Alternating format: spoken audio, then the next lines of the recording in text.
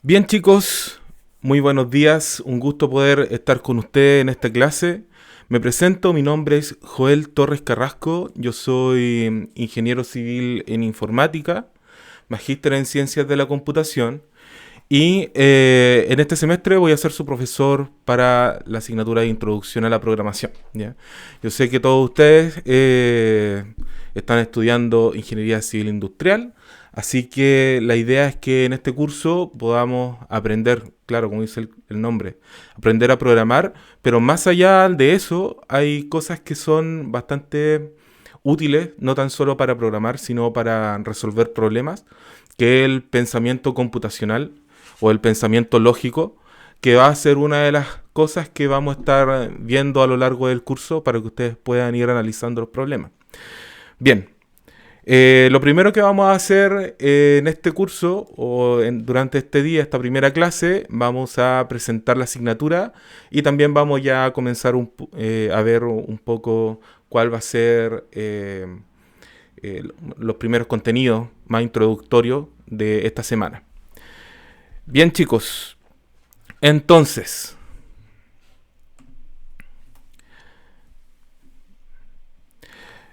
bien, para tomar en cuenta, esta es su malla curricular. El curso está en el segundo semestre, como pueden ver. Así que lo que vamos a centrarnos en esta asignatura es, como dice la descripción, en conocer y aplicar estructuras de control, funciones y manejo de archivos a problemáticas planteadas dentro o utilizando C Sharp y Python como lenguajes de programación. Bien. En este curso nos vamos a centrar un poquitito más en Python, que más que nada porque yo tengo mucho más conocimiento en Python que en C Sharp, pero no lo vamos a dejar de lado, ¿ya? Además que se van a dar cuenta que en general cuando uno aprende a programar también se abre una variedad de lenguajes, de hecho hay tantos lenguajes como personas en el mundo, así que ustedes pueden encontrar alguno que más le acomode, ¿ya? En estricto rigor y también por ser uno de los más populares y más usados, más versátiles, Python está el que está ganando en hoy en día la carrera como el lenguaje más usado. Bien, esta asignatura tiene 5 créditos, eso quiere decir que son en realidad 2 a 3 horas teóricas más 2 horas prácticas, entonces el curso en sí es teórico y práctico. Nosotros vamos a tener una sesión teórica cada semana y también vamos a tener una sesión práctica cada semana. Como el curso es bastante amplio, se van a dividir en 2 secciones, por lo tanto vamos a tener una sección práctica con la mitad del curso, el grupo A, y la otra mitad del grupo E. ¿Cuáles van a ser los horarios del curso? El día lunes, que es este día, a las 11:30 vamos a tener nuestra sección teórica y los días martes va a tener el primer grupo de sección práctica y el día miércoles el segundo grupo de la sección práctica. Esto se puede...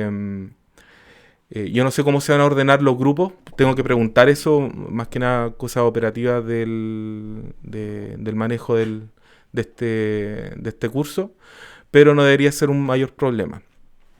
En total, aquí están las horas teóricas son 25,5 y las horas prácticas son 25,5, pero también hay un componente súper amplio de horas autónomas. ¿Ya? Las horas autónomas tienen que ver con el trabajo que ustedes van a hacer fuera del área de la sala de clase y que tiene que ver con problemas que les voy a dejar planteados como la guía de aprendizaje, como alguna guía de ejercicio o algunos problemas que ya están resueltos pero que ustedes los pueden volver a ver o seguir. De hecho, hay una parte que se llaman seguimientos que tienen que ver cómo se desarrollaron algunos programas. Y también, y esta es mera parte de ustedes, que tiene que ver con el propio interés de ustedes, ¿ya? El propio interés en el cual se quieren desarrollar. Ustedes obviamente no van a llegar a ser programadores, ¿ya? Porque no van a estar desarrollándose en esa profesión. Ustedes están estudiando ingeniería civil industrial, no informática o de computación. Entonces lo que ustedes se van a dedicar es a ver en realidad qué les sirve de todo esto, ¿ya? Una de las cosas que a mí me gusta partir los cursos es hablando de cuál es la utilidad en realidad de poder presentarse a un curso y estar atento a una asignatura, cuando realmente te sirve o no te sirve. En este caso, la programación sí le sirve más hoy en día que estamos dentro del área de la información y que muchas de las áreas requieren de poder manejar datos, ¿ya? Y el hecho de que ya tengan que manejar datos, muchos datos, y por experiencia se los digo, le va a ser necesario poder aprender algunos de estos lenguajes. Hoy en día, por ejemplo, con Python ya pueden hacer varias cosas que les van a servir a futuro. Otro lenguaje que quizás les pueda servir a futuro y que nos vamos a ver en esta asignatura más que nada por tiempo es el lenguaje R, que tiene que ver más con estadística y que tiene mucho que ver con su área. De hecho, si ustedes buscan en la literatura, en textos científicos, en artículos, en libros, van a encontrar también mucho que tiene que ver con la programación no lineal, y también con heurística y metaheurística para poder encontrar soluciones a problemas de optimización. Y estos estos grandes algoritmos, que después vamos a revisar qué es un algoritmo, están escritos en un lenguaje, y ese lenguaje generalmente va a estar en Python, en R, a veces en C, a veces en Java. Entonces, la idea es que ustedes también puedan ir estudiando esto y se puedan ir interesando. Por lo tanto, cuando esta asignatura se plantea dentro del plan de estudio, realmente es algo que les va a abrir puertas hacia el futuro, ¿ya? Puertas cuando estén en una empresa y planteen una solución y se apoyen en programación para mostrársela en alguna escala a algún jefe, o ya estén en producción y ya tengan algo experimental que ya probaron con algún lenguaje, reunieron los datos y lanzaron algún experimento y lo analizaron y pudieron demostrar algunas cosas. Entonces es muy, muy útil. Bien, vamos a ver cuáles son las unidades de esta asignatura. Son dos. La primera tiene que ver con los conceptos de programación, algoritmos y estructuras de control. Esto va a ser el primer mes, o sea, de la clase 1 hasta la clase 10, estoy contando que son 2 clases por semana. Entonces partimos el día de hoy, 16 de agosto, y vamos a terminar el día 14 de septiembre. Ese día es un día martes, ¿ya? Obviamente esta fecha, para que lo tengan en claro, esta fecha se conversaron con la dirección de escuela y ellos también modificaron algunas fechas, así que originalmente era un día lunes, pero se corrió hacia el día martes. Se van a tener que hacer algunos ajustes, más que nada con clases prácticas, para que todos alcancen a desarrollar, en este caso, algunos ejercicios, para que tengan toda la misma cantidad de clases ese día de la prueba. Y así vamos a seguir en adelante. Entonces la primera clase, la de hoy, hasta la clase del día 10, vamos a estar viendo todos estos conceptos. Esta semana en específico nos vamos a estar dedicando a lo que es algoritmos y a comprender qué es lo que son y cómo trabajar con ellos. Y más adelante ya vamos a ver más ejercicios, cómo trabajar con estructura de control, introducción a los lenguajes de programación, y así. Con eso vamos a llegar.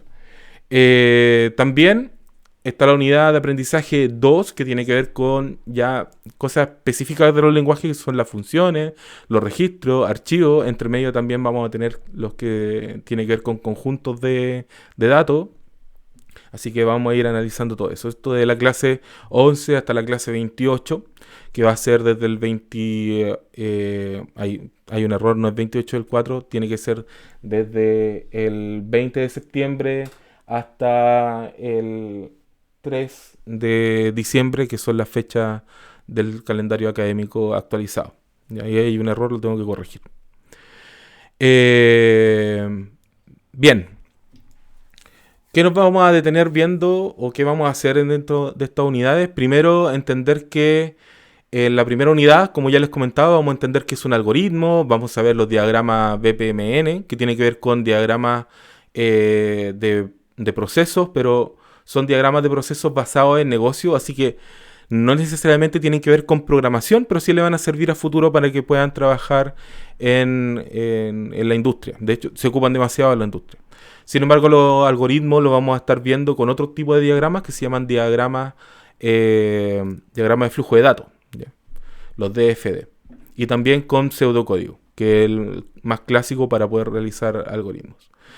Bien. También vamos a ver los tipos de datos, las declaraciones de variables, los lenguajes de C# y de Python. Vamos a ver las extensiones, asignaciones, los tipos de datos, estructuras de control condicionales y repetitivas como el if, el for, el while, el range, y ahí hay bastantes más.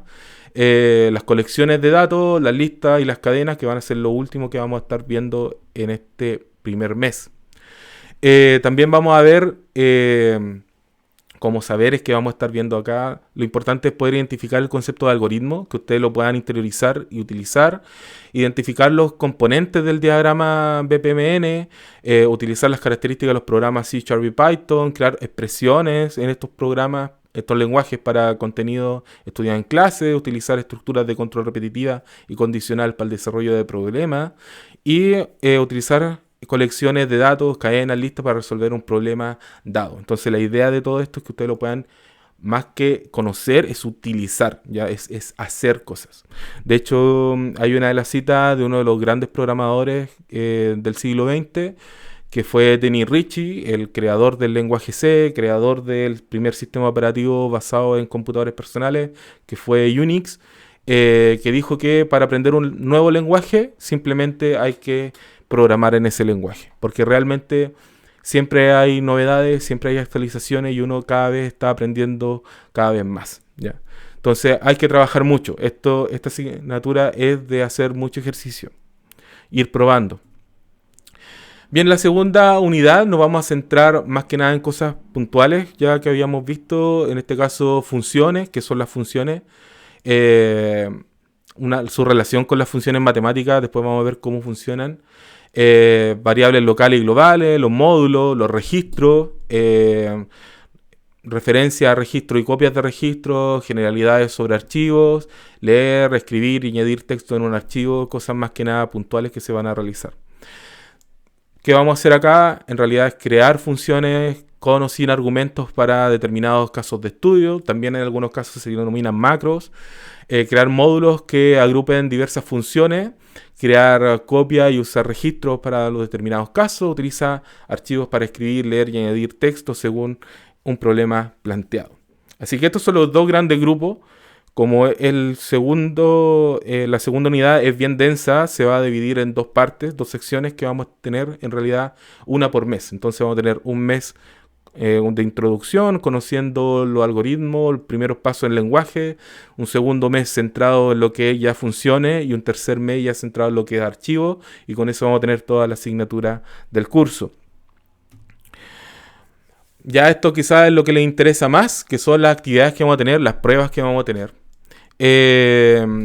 Aquí vamos a tener tres pruebas, como ya habíamos mencionado. La primera, orientada a la primera unidad de aprendizaje, que es de un 30% y está fechada para el 14 de septiembre.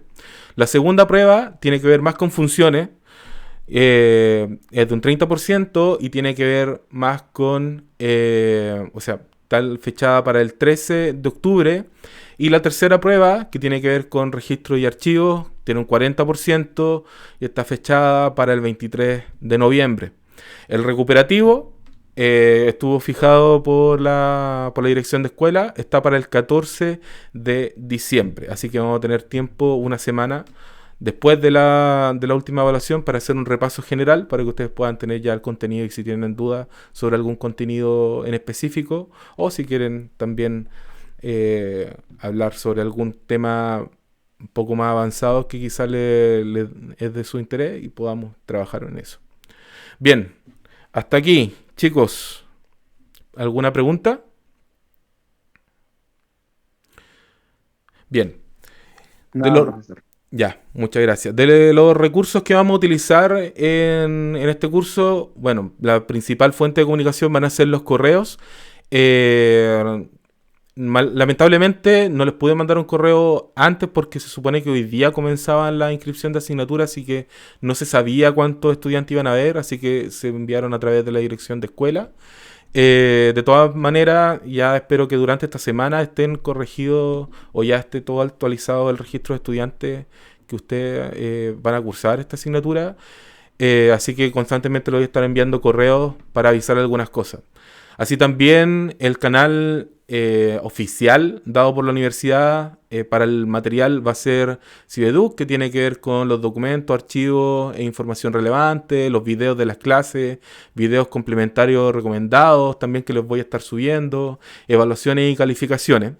Se van a hacer a través de la plataforma. Las reuniones, en mi caso, siempre van a ser por Zoom. Siempre van a ser por Zoom. Sí, en este caso van a ser por Zoom. Otro material adicional, Codecademy, que si es que no quieren estudiar con mi material, también hay material ahí disponible. Esto es solamente un ejemplo. Codecademy, también hay otros cursos que pueden encontrar en internet, recursos libres que también le pueden servir. Así, incluso videos en YouTube. Así que no necesariamente, y aquí yo no voy a dármelas como que solamente mi clase sirve para esta asignatura. No. Ustedes también pueden ir complementando el material que requieran, ¿ya? De hecho, en el ámbito de la programación siempre se habla de las comunidades. De hecho, si tienen alguna duda, también existen grupos de personas que pueden ir a ayudarlo. Si es que tienen alguna cosa puntual, que tienen algún problema, les van a dar alguna ayuda. O de hecho, si es que tienen un problema y buscando en algunos foros, en algunos recursos en internet, se van a dar cuenta que alguien más ya lo tuvo y ya se lo respondieron, así que pueden ir solventando ahí esos problemas. Cosas puntuales. Para programar vamos a estar utilizando Replit, que es un compilador e intérprete online. Así también como lo anterior, esto es solamente un ejemplo y una alternativa. Generalmente yo voy a estar programando directamente en mi computador, pero para que a ustedes no se les haga difícil, ocupen este recurso. Así también dentro de la asignatura yo también tengo que buscar alguna otra referencia porque cuando trabajen colaborativamente, quizá en algún taller, quizás requieran otros recursos para poder trabajar en conjunto con otras personas. Y sobre todo con esto, todo el material que yo realice en programación, ya cuando estemos trabajando directamente con código, yo lo voy a estar dejando disponible en GitHub. De hecho, vamos a tener quizá alguna clase en la siguiente semana sobre cómo manejar el sistema de versiones Git y GitHub. Más que nada que ustedes lo conozcan y lo puedan ver porque es útil cuando se está trabajando con código. Y le voy a dar cuál va a ser mi GitHub personal, que es como una red social, pero que uno cuelga ahí recursos de código. Bien. ¿Algunas observaciones finales? Esto es una orden más que nada dada por la escuela y por el Centro Superior de Ciencias Básicas. Después de cada calificación, o sea, después de cada prueba, incluso antes de que yo les dé las notas a ustedes, si alguna persona falta, yo voy a tener que obligatoriamente colocarle el 1, ¿ya? Esto me lo explicaron y quizá ustedes lo puedan corroborar, más que nada por si hay alguno que se ha olvidado votar la asignatura, desinscribirla, y le da un recordatorio. Así que obligatoriamente lo voy a hacer apenas pueda, para que ustedes también no tengan problemas más adelante. Obviamente, esas mismas personas que faltaron a alguna evaluación tienen derecho a tomar la prueba recuperativa al final, y también es una decisión del campus y de los estudiantes que también puedan tomar la prueba recuperativa al final del curso, todos aquellos que crean que pueden superar su nota de alguna de las evaluaciones. Pero espero que a usted le vaya bien, así que eso, ¿ya? ¿Qué más le puedo agregar de esta parte? Aparte de esto, no creo que nada más. Bueno, hablar un poco de la metodología de las clases antes de tomar los últimos 2 puntos. Yo siempre voy a estar proyectando mi computador y haciendo la mayor parte de la gestión, los ejercicios con mi computador. Así que generalmente me van a ver con 2 computadores, uno que es el notebook y otro que va a ser la cámara y la grabación. Hablar de la grabación un poco. Yo estoy grabando redundantemente, o sea, tengo la grabación desde directamente desde Zoom, pero para mejor calidad y sobre todo cuando estemos trabajando con código, tengo un respaldo que está grabando con mejor calidad en otro dispositivo, ¿ya? Entonces por eso también es un poco de configuración que me demora un poquitito antes de la clase. Y también en algunas de las clases, sobre todo en las clases prácticas, vamos a estar trabajando con talleres o con guías de evaluación y quizá darle un poco de dinámica para que ustedes participen. Así que requiero también que ustedes también puedan estar realizando las actividades que yo les presento y que ustedes puedan estar hablando en la clase, pueden interrumpirme durante la clase, pueden pedirme que vuelva a repetir algunas cosas, sobre todo cuando ya estemos programando, si no queda claro cómo se hizo alguna de las partes. Y esto obviamente no es obligatorio, yo no los puedo obligar a que tengan estos recursos, pero sí es recomendable, muy recomendable, que estén trabajando con un computador personal, sea un notebook, sea un computador de escritorio, porque les va a servir para que puedan programar. Es muy, muy necesario. Si ustedes están desde una tablet o un teléfono, obviamente no les puedo negar que lo hagan, tienen todo su derecho, pero le va a ser mucho más difícil y sobre todo cuando estemos haciendo la parte práctica, quizás no les queden claro algunas cosas. Y nuevamente repito lo que la cita de Denis Ritchie, muchas de estas cosas son kinestésicas, o sea, uno se acuerda porque hizo los ejercicios, uno se acuerda de las cosas porque ya lo repitió varias veces en el código, ¿ya? Así que un consejo más que nada para que estén atentos de estas cosas, ¿ya?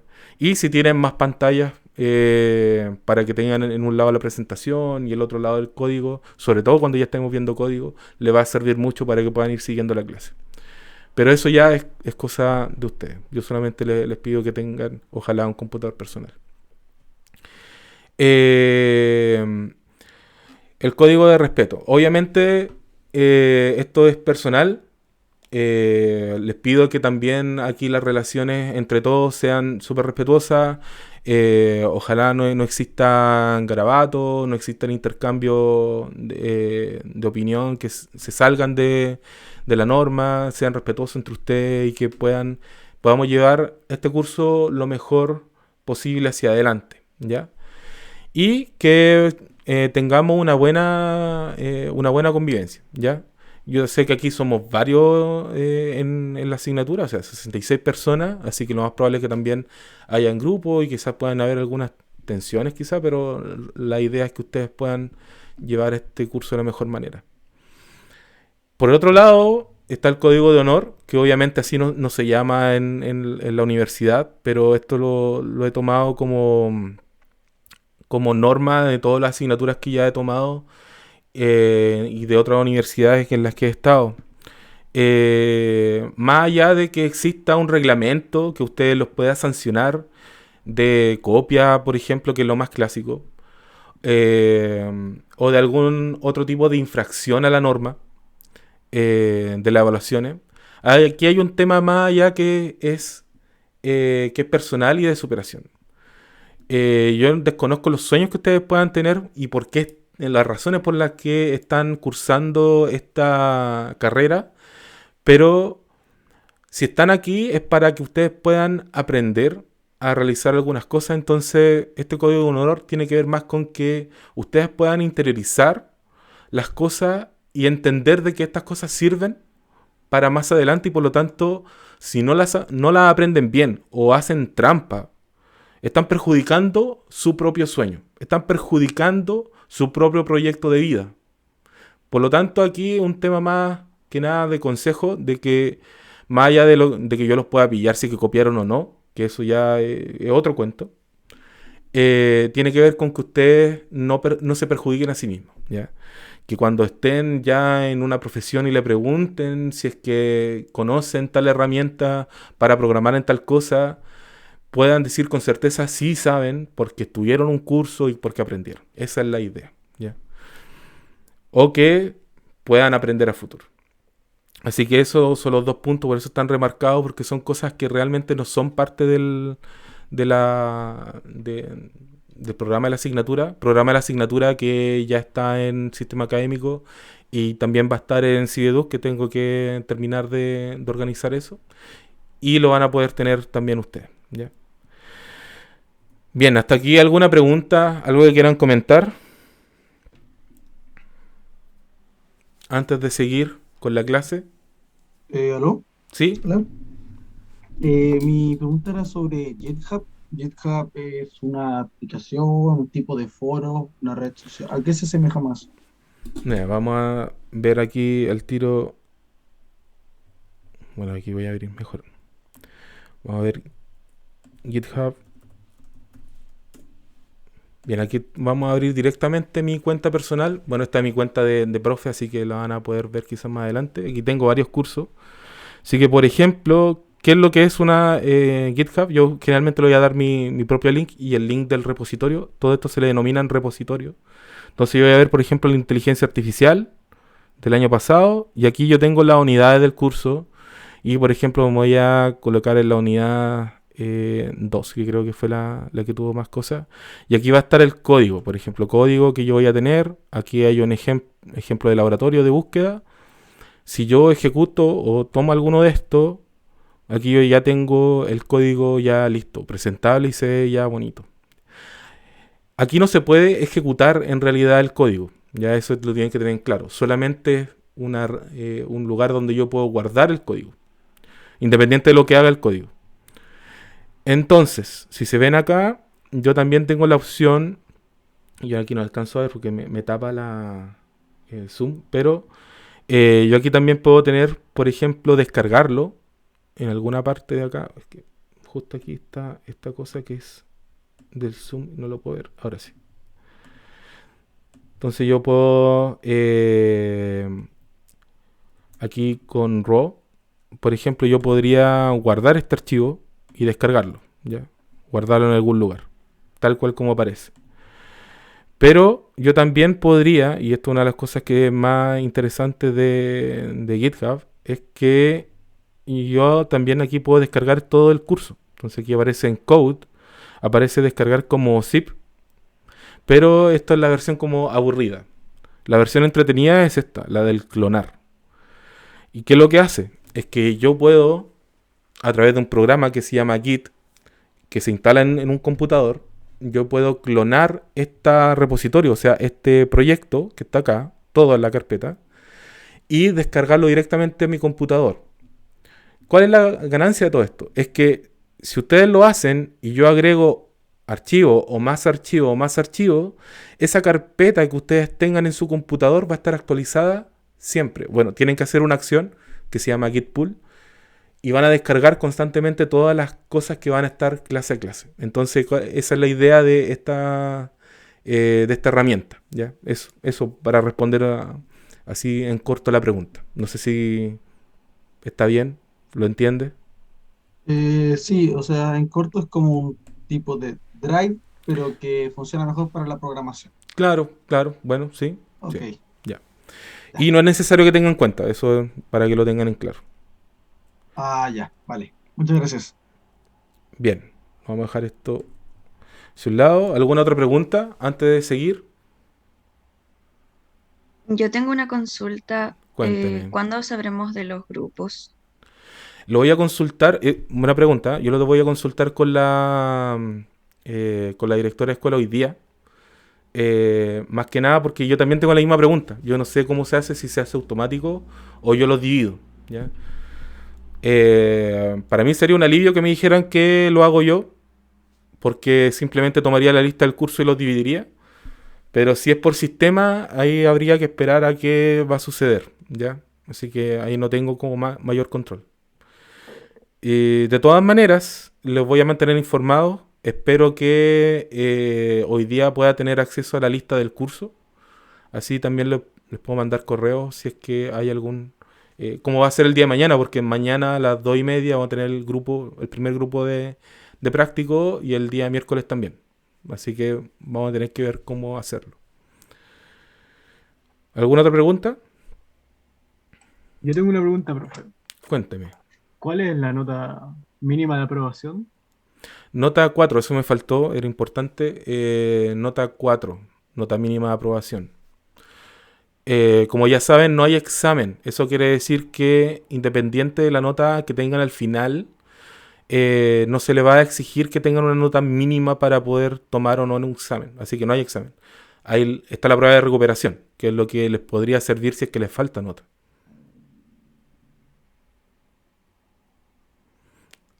¿Alguna otra pregunta?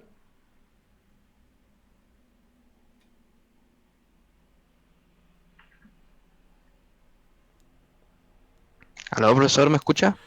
Hola, hola, cuéntame. Quería consultar, ¿es necesario que tengamos un computador o sea, un buen computador o cualquier computador sirve para esta programación N- básica? No, es básico. No, no necesitan un gran computador. Un computador normal de los que ustedes puedan tener acceso. ¿Ya? Ah, En este caso, solamente por el tema de que estamos en virtualidad, requieren mejor internet. Ya, eso solamente. Pero no, no necesitan un gran computador. Menos para el nivel que vamos a estar trabajando en este curso. Profe, Dígame. ah, ¿la aplicación Git la empezamos a descargar desde ya No, no, o no, tenemos todavía que no. verla? De hecho, estas primeras semanas vamos a estar trabajando cosas abstractas, así que vamos a estar dibujando. Lo más probable es que tengan que tener mejor un cuaderno y un lápiz que la herramienta, por ahora. Vale, vale. ¿Alguna otra pregunta, chicos?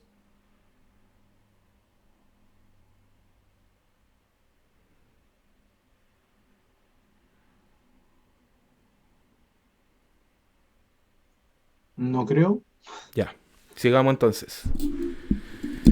Bien, sigamos entonces con el siguiente contenido. Este va a ser la primera clase, como ya estrictamente lo que vamos a ver. Queda media hora. Yo sé que ustedes tienen el curso de estrictamente una hora, así que lo vamos a tratar de cumplir en lo que se pueda. Y si llegase a pasar, ahí me lo mencionan. Yo aquí tengo, al menos en mi grabación, estamos en 31 minutos, así que vamos a seguir. Ya, bien chicos, vamos a tener primero una pequeña introducción y ver qué es lo que vamos a ver en esta primera parte y por qué tenemos que trabajar con esto, con esta tecnología. No les voy a hacer una introducción de qué es lo que es un teclado y qué es lo que es un mouse, porque yo creo que ya están un poco más allá de eso, ¿ya? Así que vamos a omitir esa parte. Pero sí vamos a hablar un poco de historia y ver por qué estamos trabajando de esta manera. Primero, ¿qué es un computador? Ya sabemos, hay una variedad de computadores que existen y de dispositivos. Ya no necesariamente un computador es este elemento que estamos utilizando ahora, sino que un computador ahora se transforma tanto en un dispositivo móvil como en un reloj inteligente que alguno pueda tener, hasta una impresora y también algunos otros artefactos pueden ya tener incorporado un pequeño dispositivo de cómputo. Así que un computador en sí ya es un elemento súper amplio que ya se nos escapa de lo que nosotros conocemos o de nuestra concepción de lo que es un computador clásico, ¿ya? Así que va a ser algo súper amplio. De hecho, la lavadora, el refrigerador ya tienen computadores dentro, pequeños dispositivos que los manejan. Bien, pero ahora viene la pregunta, y necesito que participen. ¿Cuál es el primer dispositivo de cómputo de la historia que a ustedes se les pueda ocurrir?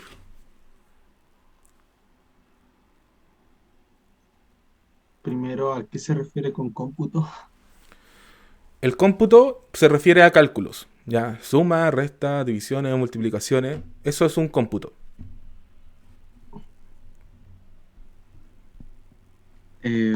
Profe, Dígame.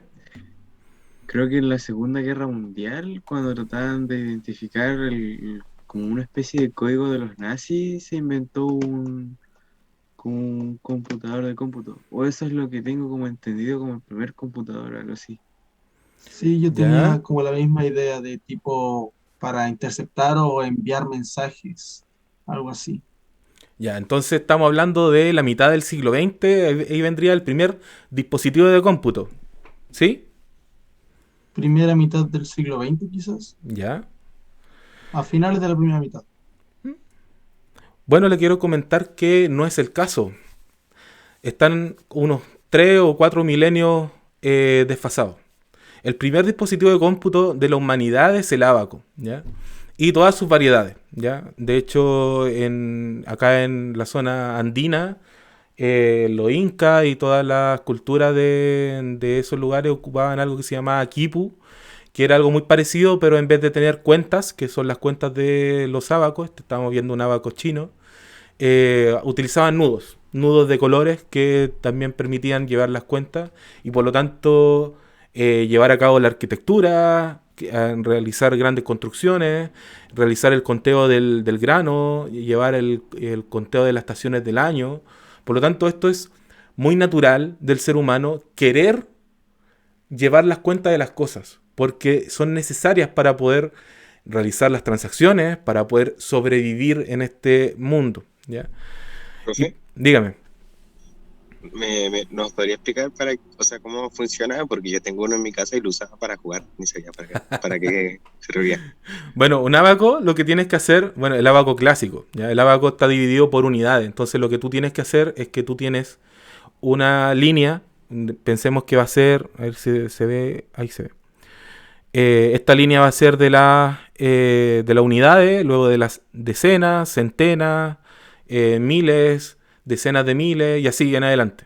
Entonces tú cada vez que cuentes algo, vas corriendo las cuentas hacia arriba o hacia abajo para sumar o restar, ¿ya? Entonces de esa manera se iba manteniendo el control. Entonces tú lo que hacías en realidad era ir sumando de a uno o restando de a uno, ¿ya? Obviamente estos cálculos en grande, tú podías tener grandes ábacos que podrías hacer operaciones más grandes. De esa manera funcionaban.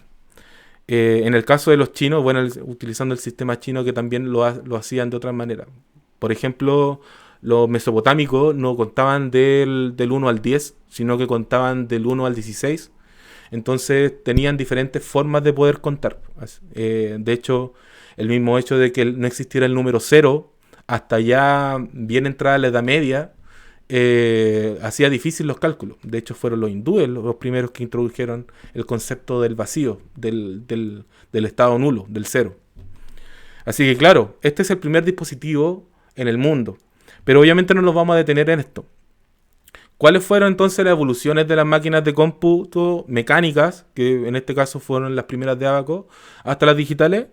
Bueno, la primera y de las más destacables está la Pascalina, que la hizo el filósofo Blaise Pascal en 1642. Lo genial de esta máquina es que la hizo literalmente de aburrido, ¿ya? Estaba en su casa.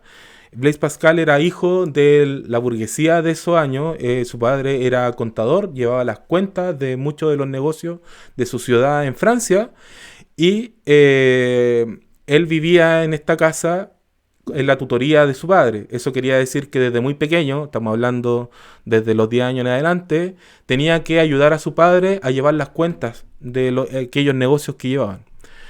Y por lo tanto, comprenderán que llevar las cuentas ya de por sí es medio aburrido, más si lo estás haciendo a mano.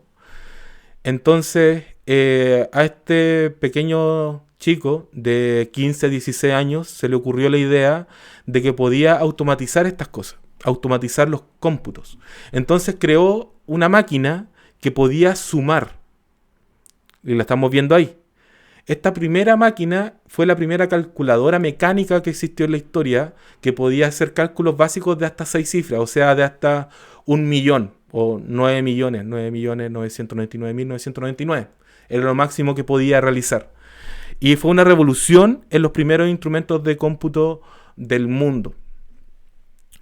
Esto agilizó la economía de aquellos años. Recordemos que estamos justo antes de lo que era la primera revolución industrial, entonces todavía estamos dentro, quizás los finales del renacentismo, primeros años de la edad moderna. Entonces estamos transitando de lo que era más rural a lo que son ya los conocimientos más técnicos y elaborados.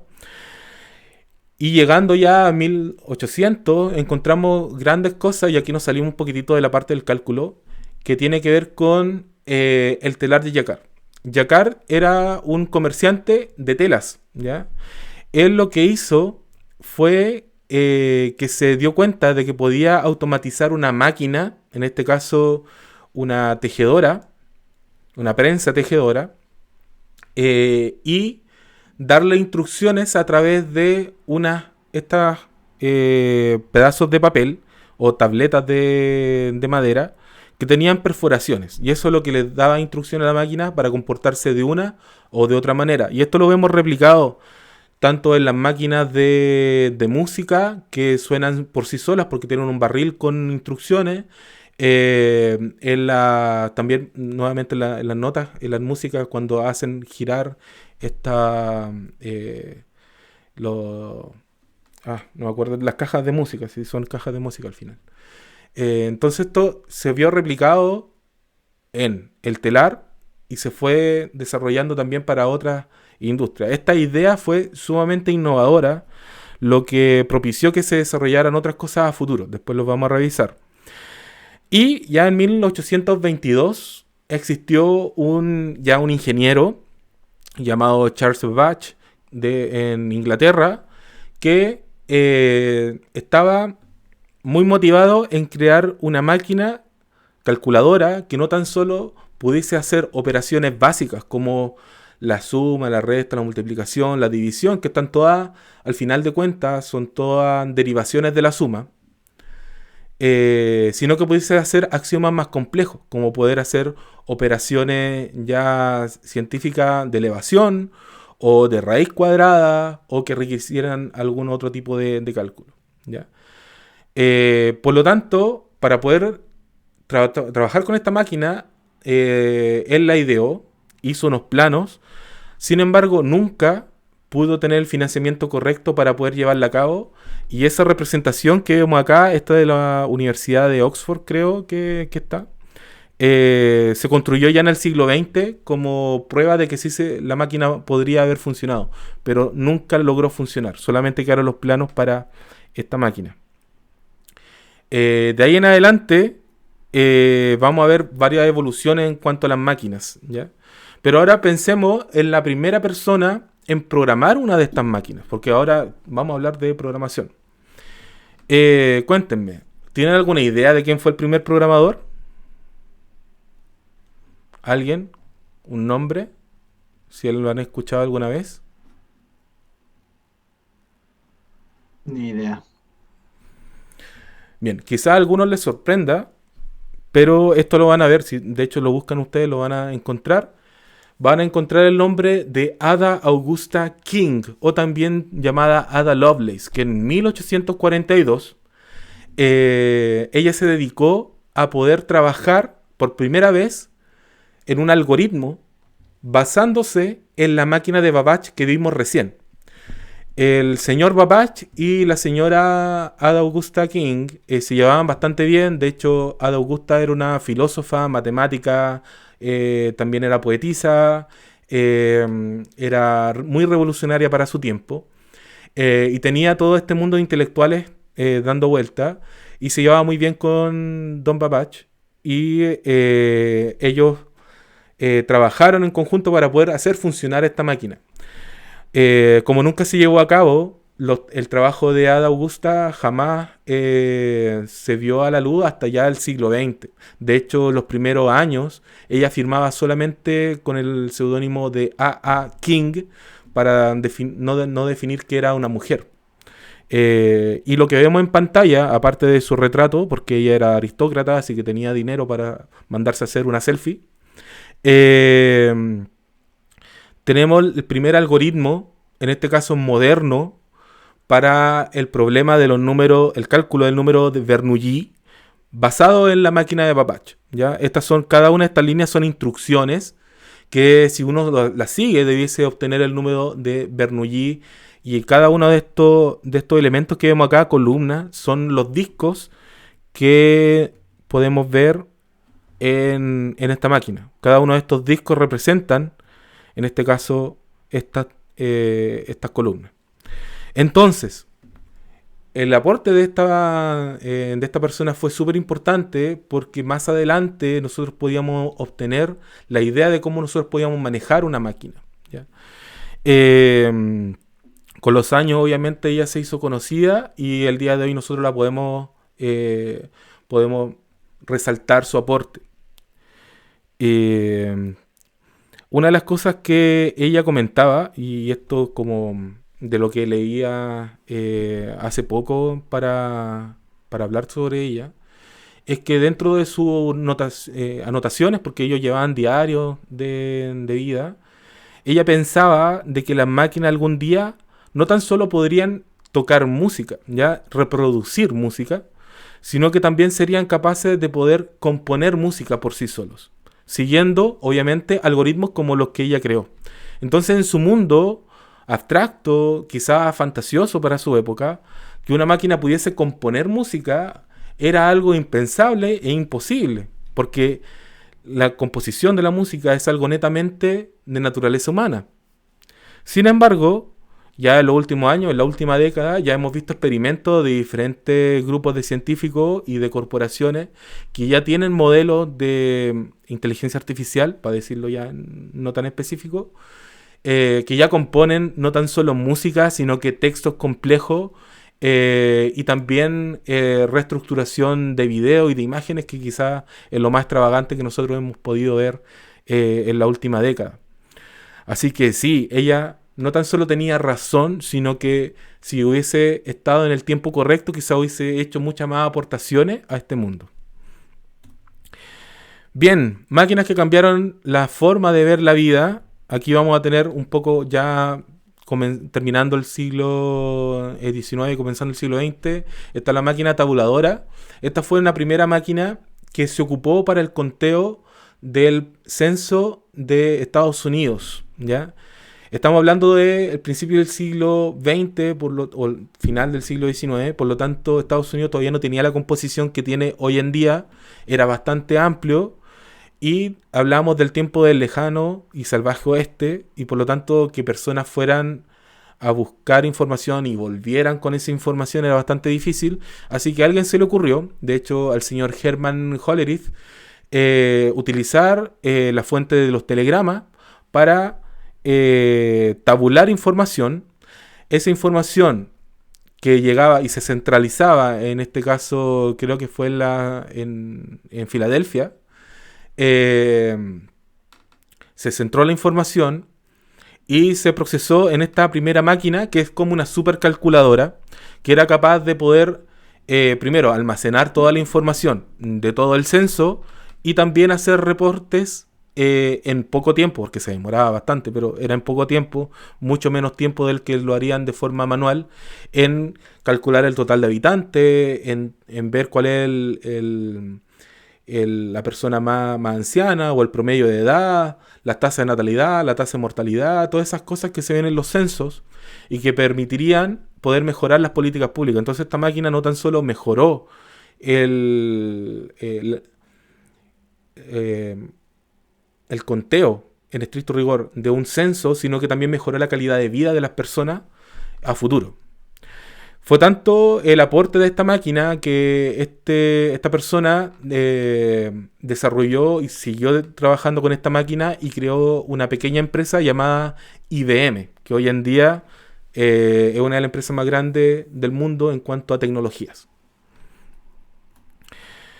Y aquí nos pegamos un salto porque ya vamos a dejar de lado varias cosas que pasaron entre medio, pero en el año, en el 42 al 43, 45, ya va a terminar la Segunda Guerra Mundial, se da el aporte de que ustedes ya me mencionaban, de este personaje, del señor Alan Turing. Este es el señor más importante en la ciencia de la computación, porque todos sus aportes lograron que la computación moderna ya fuera mucho más eficiente y todo lo que es inteligencia artificial, incluso ciencias de datos, se pudiese llevar a cabo solamente por su mente, solamente por lo que él expuso en la computación. De hecho, fue tanto su aporte que él creó lo que se llamó las máquinas de Turing, que son máquinas abstractas, no físicas, que permitirían realizar o resolver cualquier algoritmo. Y también llegó a la conclusión, también con un colega que se llamaba Church, que se llama la conjetura de Turing-Church, que es que si es que algo no se puede computar en una máquina de Turing, entonces ese algo o ese problema entonces no se puede resolver mediante una computadora. Eso, para que ustedes lo conozcan, sí, después lo comenta. Para que ustedes lo reconozcan, este aporte sigue vigente hasta el día de hoy, ¿ya? O sea, cualquier cosa que se pueda computar en una máquina de Turing puede ser resuelta en el computador, o en un computador cuántico, si ustedes quieren, el más avanzado. Y si no se puede, ni ese computador cuántico lo va a poder resolver. Bien, adelante. Él también hizo un test, ¿verdad? El test de Turing. Sí, él creó el primer test de inteligencia artificial que él pensaba, dentro de su locura, que una máquina iba a ser capaz de engañar a una persona. Entonces el test de Turing, en pocas palabras, es un test social, que tú colocas a una persona, que va a ser un observador, y a otra persona dentro de en lugares apartados. Pensemos que van a ser dos piezas apartadas. Y también un computador. ¿Qué es lo que va a hacer el observador? Es que va a tratar de conversar con una persona o con la máquina. Y el test se refiere a que si la persona se da cuenta de que está hablando con la máquina o con la persona, el test sale fallado, o sea, sale en falso.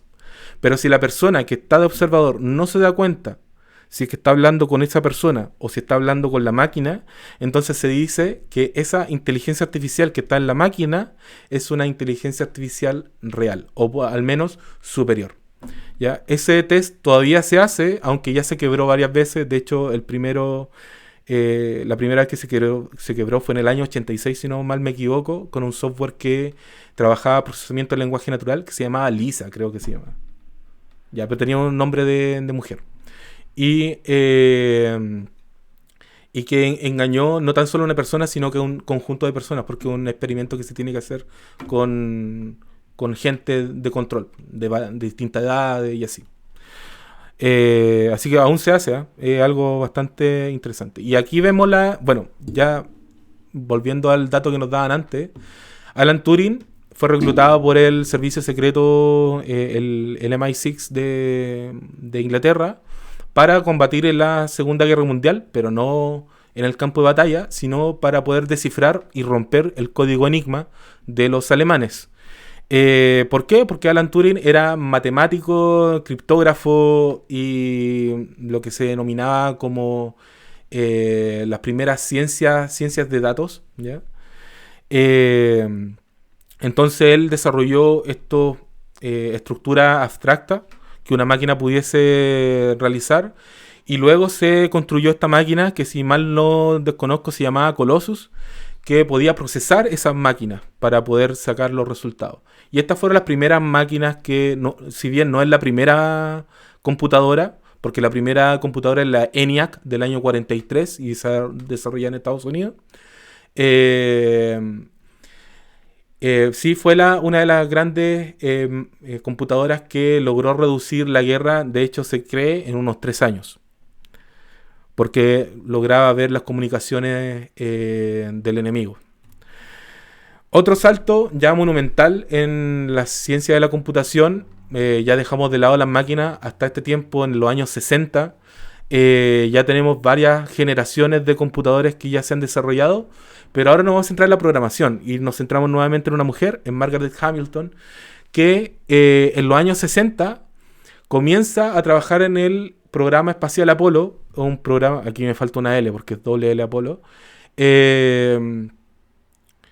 Ella comienza a desarrollar el primer software de navegación para los pilotos de las misiones de Apolo. Ya se llamó el software On Board, que lo que hacía era realizar los cálculos de trayectoria y de volver a entrar en la atmósfera terrestre. Ya eso es lo que iba realizando.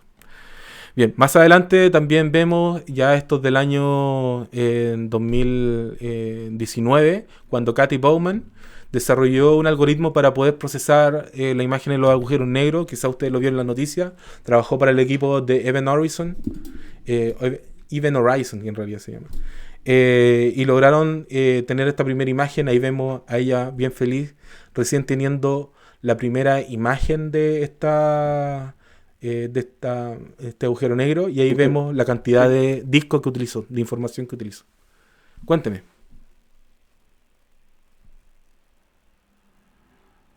¿Alguien quería aportar?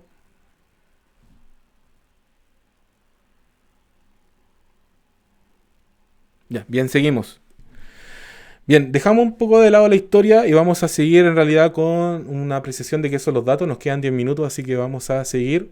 Primero entender, qué son los datos. Bien, los datos en sí se refieren a el valor concreto de los hechos, elementos que permiten estudiarlo, analizarlo, conocerlo. Si ustedes van a la RAE, se van a dar cuenta que dice que es la cifra, letra o palabra que se suministra a la computadora para la entrada, como entrada, y la máquina almacena en un determinado formato, o que la máquina almacena en un determinado formato. En este caso vamos a tener números, por ejemplo, 25 o coronavirus, que si nosotros los tomamos per se, no nos dice nada. Por ejemplo, el número 25. ¿A alguien le dice algo? ¿A alguien le está entregando algo de información? ¿Qué es 25? ¿Una cifra? Es una cifra nomás, ¿cierto? Es un número natural. Sin embargo, no sabemos que se refiere a años, a kilos, a toneladas, a personas, a pesos, a dólares. ¿Qué es? No sabemos. Entonces, aquí tenemos que diferenciar. Los datos son cosas neutras, por decirlo de esta manera. Es algo que está fuera del contexto. No tiene algo que me dé información. El dato es netamente un número, una letra, una palabra. Pero no me entrega nada más. A diferencia de la información. La información es el nombre por el que se conoce un conjunto organizado de datos procesados y que constituyen un mensaje que cambia el estado de conocimiento del sujeto o sistema que recibe dicho mensaje. Entonces ahora tenemos que entender que los datos que vimos antes, ahora los podemos procesar y entender de alguna manera. Entonces, por ejemplo, yo podría decir, una persona tiene 25 años de edad. Esa es una información, porque tiene un contexto. El valor, el dato es 25, pero la información es que es 25 años de edad. Es algo que me está entregando y que me da a conocer algo más. Por otro lado, por ejemplo, coronavirus nos podría ser parte de un texto que diga que existe un 25% de infectados con coronavirus, por ejemplo. Me está dando un contexto. Existe dentro de un contexto. Entonces, sean números, o sean letras, o sean textos, o cualquier otro de dato más complejo, tenemos que diferenciarlo de la información. Es en cómo nosotros podemos procesar para tener algo útil desde ahí. Bien, teniendo eso en claro y que lo vamos a ir retomando más adelante, pasamos a lo que es la era de la información. Hoy en día estamos no tan solo llenos de información, sino que estamos bombardeados de información. De hecho, esta es es un dato sacado desde Statista, que lo creó el Economy Compass del año 2019 y que se preveía ya en ese año que para el año 2030 íbamos a tener 612 zettabytes, ¿ya?, de almacenamiento, y para el año 2035 se iba a triplicar a más de 2142 zettabytes por habitante en el mundo, ¿ya? Y esto es increíblemente mucha información para que nosotros podamos almacenar. Por lo tanto, cada vez que ustedes entran o estamos en esta clase, estamos generando datos. Cada vez que estamos viendo el estado de WhatsApp de nuestro móvil, estamos generando datos. Cada vez que estamos viendo los memes en Instagram, estamos viendo datos. Estamos creando datos también. Entonces, todas estas interacciones generan mucha información, ¿ya? Por lo tanto, hay mucha información en el mundo en el cual podemos procesar. Sin embargo, también existe un versus que tenemos que ver sobre lo que es información y sobre lo que es la desinformación hoy en día. Y este es el caso el ejemplo más claro, el tema de las fake news, cuando nosotros vemos que existen, en este caso, información que obviamente está estructurada de forma maliciosa para que nosotros no la podamos entender o desinformar, tener una opinión mala. Y también tenemos que entender que también existen tecnologías que nos permiten crear o ver estos tipos de cosas. Por ejemplo, está la ciencia de datos, el Big Data y la inteligencia artificial, que quizás ustedes podrían conocer como palabras comodín para cualquier proyecto. pero en estricto rigor son cosas que realmente se están viendo hoy en día y que se están trabajando y se están avanzando en esta área. ¿Qué se refiere a ciencia de datos? En realidad se refiere a cómo se tiene que utilizar toda esta información para que puedan tomarse buenas decisiones, ¿ya? ¿Cuánta información? Mucha. Y como es mucha, entonces tenemos que pensar cómo entonces puedo procesar estas grandes cantidades de información para que yo pueda tomar una decisión en tiempos considerables, para que yo la pueda tomar hoy día y no la tome el siguiente año porque se demoró mucho el computador en procesar toda la cantidad de información del mundo. Y también la inteligencia artificial, que tiene que ver con cómo en realidad tú automatizas algo para que actúe sin la supervisión humana, para que pueda actuar a futuro de acuerdo a la predicción del comportamiento pasado. Entonces, son estas tecnologías que no las vamos a profundizar hoy, pero sí quiero que lo tengan en cuenta, que las vamos a ir de a poco ir procesando, ¿ya? Recuerden que aquí vamos a ver recién programación, pero a lo largo de su carrera quizás se vuelvan a topar con estos textos y lo puedan ir utilizando. Bien, ¿qué tiene que ver todo esto con ingeniería civil industrial? Bueno, primero, saber computación en sí en general le va a servir para la documentación, la administración, comunicación, expresión, formación, atención, trabajo colaborativo y la gestión del tiempo. O sea que ustedes pueden ganar tiempo automatizando cosas para que alguien no las cosas de la empresa o la industria en donde ustedes están trabajando funcionen de mejor manera y puedan tener mejores resultados. Así también ustedes pueden ir automatizando procesos rutinarios y probando que esto funciona en una escala pequeña con pocas cosas y también puede funcionar para grandes escalas en grandes empresas. Pueden analizar y experimentar, ya irse por la parte de la optimización, crear nuevos heurística y metaheurística para optimizar los recursos, los tiempos de procesamiento en alguna industria.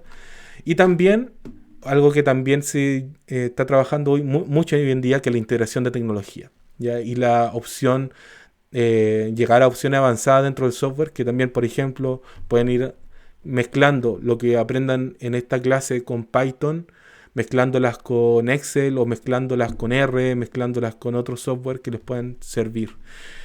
Aquí también tengo que hablar sobre la multidisciplinariedad de lo que se va a trabajar, porque obviamente ustedes van a estar ligados a su contexto, que es la industria, pero también quizás en algún futuro se van a dar cuenta de que van a necesitar algún partner que sea informático, que les va a ayudar en la parte más gruesa de la programación, pero ustedes ya van a tener conocimiento de aquello. Pero también se van a dar cuenta que van a necesitar gente ya del ámbito en específico, quizá algún otro tipo de ingeniero o incluso fuera de la ingeniería, que les permita entender los datos que se van a estar dando. Por ejemplo, un economista, un sociólogo, o hasta un profesor y un médico, porque va a depender de lo que ustedes están trabajando. Así que sí, es algo que les va a ayudar a futuro. Sí les va a ayudar. Bien, hasta aquí. Preguntas, chicos.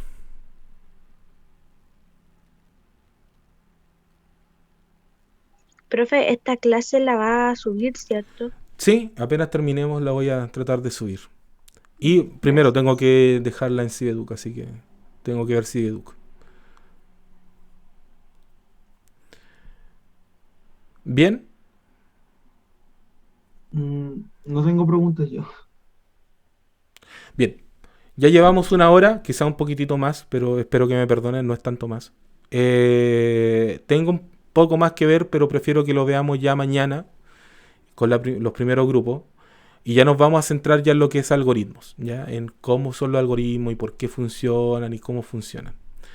Así que bien, chicos, buena primera clase, gran número de estudiantes, espero que sigan participando y nos estamos viendo mañana. Si no tienen alguna otra pregunta, damos por terminada la sesión de hoy. Chao, profe. Ya pues, chao, chao, termino de grabar ahora. Gracias, profe. Ya, Chao, profe. chao. Profe, cuídese. Chao, profe. Ya. Chao, profe. Chao, chao. Recording Chao, gracias. stopped.